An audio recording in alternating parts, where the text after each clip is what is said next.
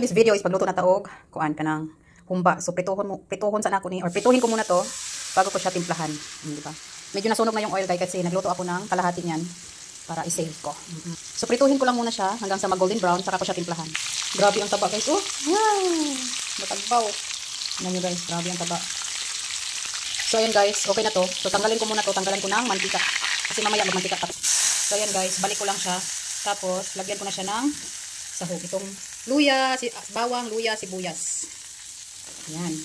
Then, timplahan ko na rin ng kaunting tuyo kasi may black beans tayo mamaya nilagay. Ting magic sarap. Ayan, guys. Dahon ng paminta. And banana blossom. Ayan.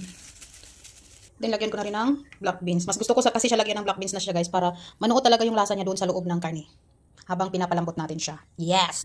And of course, huwag kalimutan ang asukal. Diba? Yan ang sikreto ng humba. Pak. And then, suka. Siyempre, lagyan natin ng magic sarap. Magic sarap, baka naman.